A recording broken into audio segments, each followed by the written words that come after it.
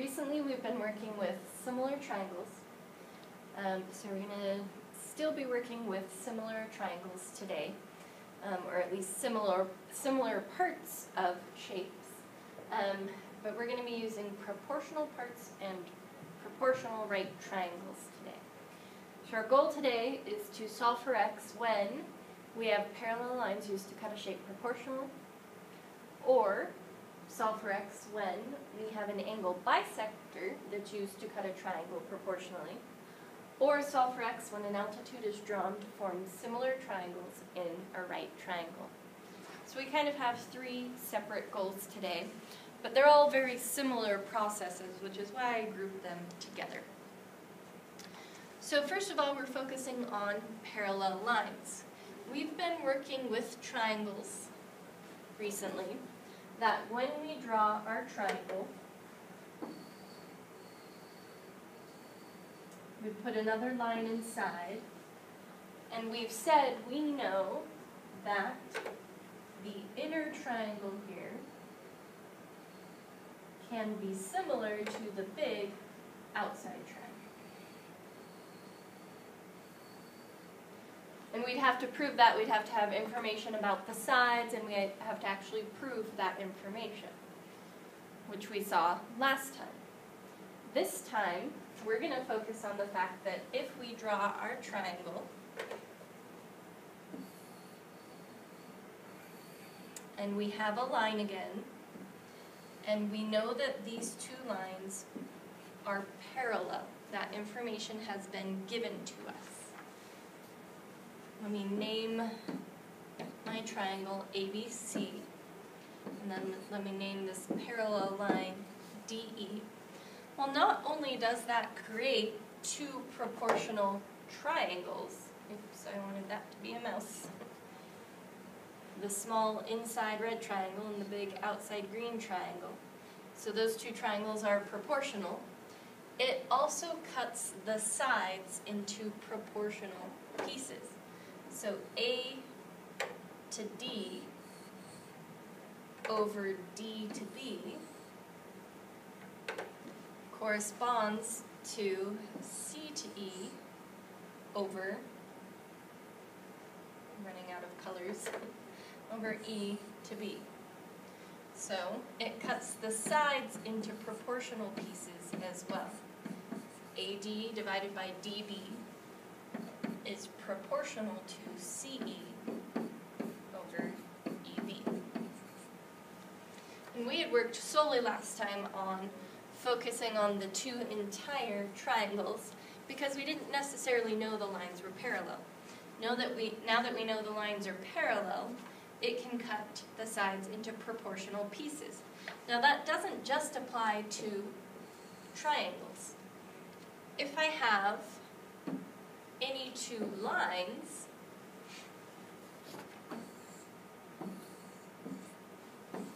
because really a triangle is just made up of lines. If we had any two lines, and we cut them by any number of parallel lines,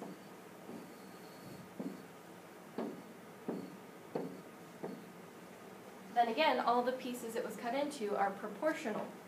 I could group this in a lot of ways. I could group small piece to small piece, and then I'd have to group the same on the other side, small last bottom piece to small upper piece, or maybe I take the green pieces and group it with the entire length, say the green piece over the blue piece. So we can group these a lot of different ways. What we wouldn't know is we wouldn't know the pieces, the lines inside are proportional. I wouldn't know anything about this line compared to this line. It only talks about those pieces it cuts into on the side. We are working with parallel lines though, so we did learn last unit that with parallel lines, these angles would be the same, these angles would be the same, not necessarily the same to each other, which is why I marked one with one line, one with two lines, because when we had parallel lines cut by a transversal, corresponding angles were the same. So we know some stuff about the angles, but we don't know stuff about the inside lines. So let's see an example.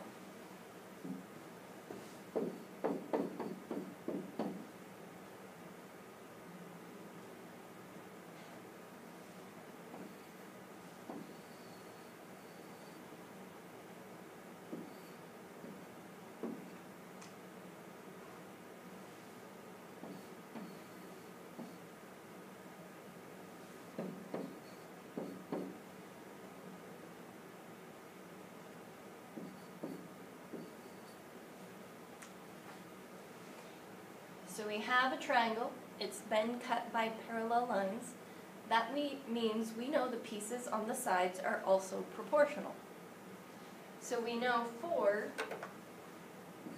would correspond to x. I could set that up as my first part of my proportion.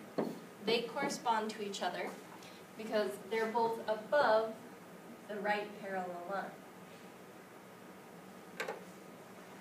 Well, what about 8? 8 should correspond to this piece here. But there is no information written there. We don't know what it is. We do know the entire thing is 15 though, and we do know that this entire length being 15, we want to get rid of x to find the green piece. So we can do that with subtraction. If I take the entire length 15, I get rid of x, then it would give me that other green piece. So the other side of my proportion would be 8 over 15 minus x.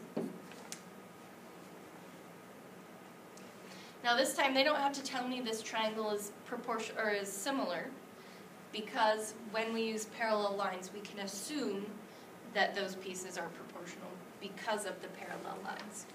Once we set up our proportion, we just cross multiply like we've been practicing. I just wanted to extend the page. 4 times 15 minus x. When we cross multiply, we don't have the fraction anymore. X times 8. We have to actually distribute. 4 times 15 is 60. 4 times x is 4x. And then 8 times x is 8x. And we'd go through and solve. We'd add 4x to both sides. We've practiced equations quite a bit, so I'm not going through the solving process in as much detail. Divide by 12 on both sides. We'd get 5 equals x.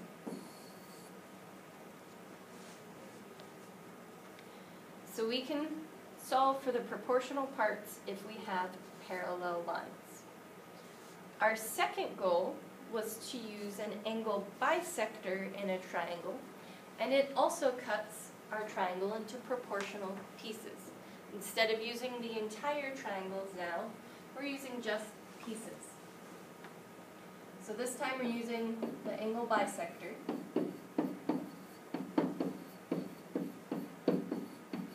If I have a triangle, and I take a look at one of those angles and I cut that angle in half, I'm using a line from the vertex, cut that line in half.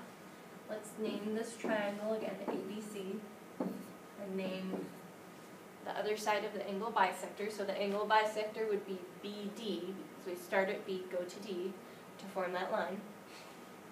Then it again cuts this triangle into proportional pieces. This time the sides used to make the angle bisector correspond to each other, and the sides you end up with are the other corresponding sides. So we could say AB over BC would equal AD over DC. Those sides are proportional. So this one's a little more straightforward. We can go straight to an example now. So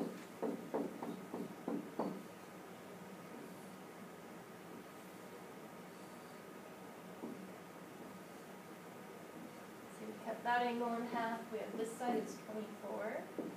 This piece is 9, this piece is 6, and this piece is 3x plus 4. So we just have to make sure we know what parts correspond to each other.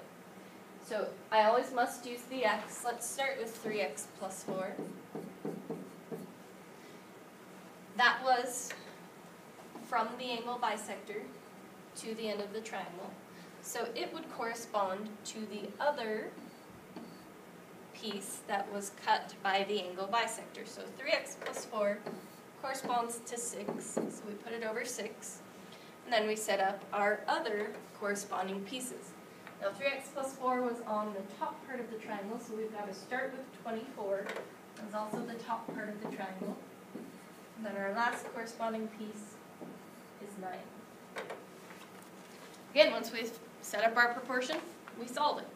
We've had a lot of practice solving proportions now. So we cross multiply. 9 times 3 is 27x. We also have to multiply the 9 times the 4. 9 times 4 is 36.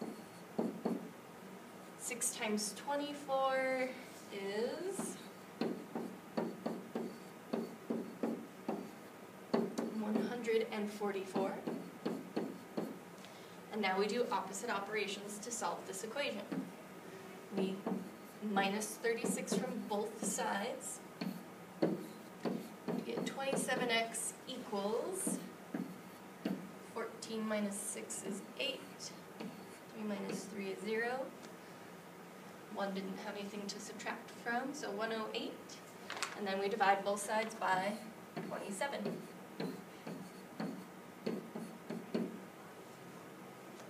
If I divide 108 by 27, I get 4. So x equals 4. So the last set of proportional parts we're going to talk about today is when we have right triangles. So we just used an angle bisector in just any old triangle. Next, we're going to take a right triangle. I think I want to call this similar right triangles. So I'm going to put the similar above right. Similar right triangles. If I take a right triangle, so here is my right angle, and this time instead of using an angle bisector, I use an altitude, and specifically I'm going to draw the altitude from the right angle. That's the only one that matters for our purposes.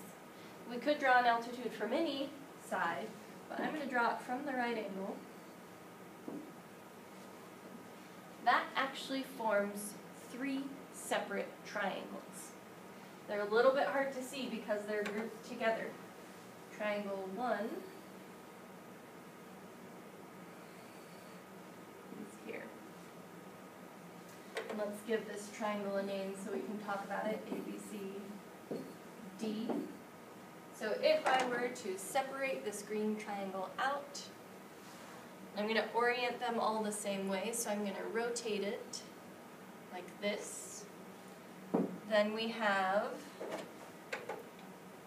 D here, B here, A here. The second triangle we have,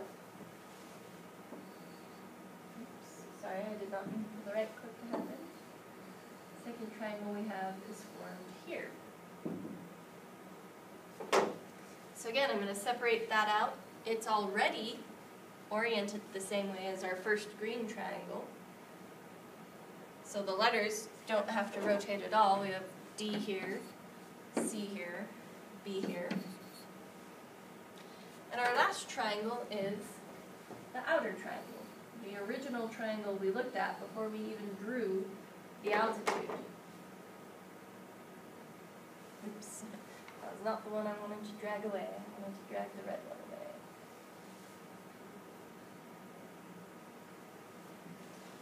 So if you notice, rotating is not enough. If I rotate my right angle to be in that lower left-hand corner, well, that's definitely, you can tell the short side is on the bottom instead of being on the left. So this also needs to flip.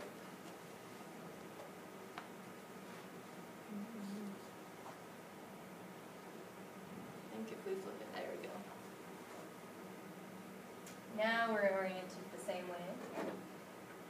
So our letters would be B here, A went on the shorter side, C went on the longer side. So we have 3 similar triangles here. I can write a similarity statement for all 3 triangles. Even if I just gave you this original picture only, I could still write this similarity statement. The reason we pulled those triangles out is so we could visualize it a little bit easier. So triangle ADB is similar to triangle BDC is similar to triangle ABC. So this one still has the same basic idea. We're going to just be solving for a missing side length. The hard part of this one is visualizing where are my congruent triangles, where are they actually located when they give me just the one picture.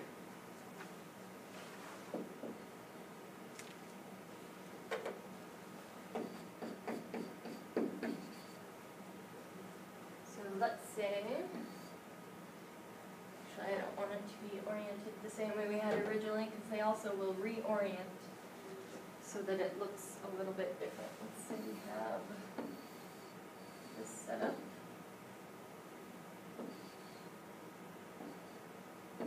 This is x, this is 9, this is 6. And we would like to find x. So we have to focus on, well, what triangles do we actually have information about? So I have information about this smaller triangle here, and I have information about the medium-sized triangle. We don't have much information about the outer triangle except for just one side. We need at least two sides in order to set up a proportion. So focusing on the red triangle, I can say x over 9. I get to pick whatever order I want, so that setup doesn't matter. I picked x over 9. I'm doing the same triangle instead of finding the corresponding parts first, just because it's easier with this setup to do the same triangle. So x looked to be the longer side, 9 looked to be the shorter side. Then we have to compare it to the green. Here's our right angle on the green. Now we said x looked like it was the longer side on the red triangle. So we have to go to the, I thought that looked a little weird. I copied this down from the problem I was looking at incorrectly. That should be 16. Otherwise this won't make a lot of sense. Okay, x looks to be the shorter side on the green triangle, but the longer side on the green triangle is 16. So we have to match this up. On the red triangle, x was longer, 9 was shorter. We don't know for sure what x is, but just looking at the picture, we can tell it's longer. But on the green triangle, 16 looks longer, and x looks shorter.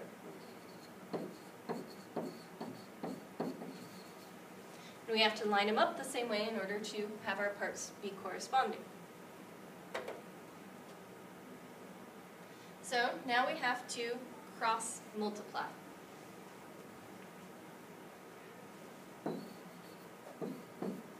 We have to multiply x times x and 9 times 16.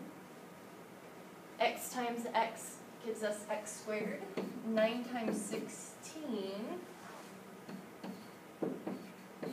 9 times 6 is 54. 9 times 1 is 9, plus 5 is 144. Or 14 with the extra 4 already there. 144. Now this one we do have to do a different last step than we've been seeing on a lot of our equations. This time we have a squared. So we have to do the opposite square of squared and square root both sides. So x would be 12. I don't have to consider the negative in this case because we can't have negative side lengths. So I will see you guys on Friday.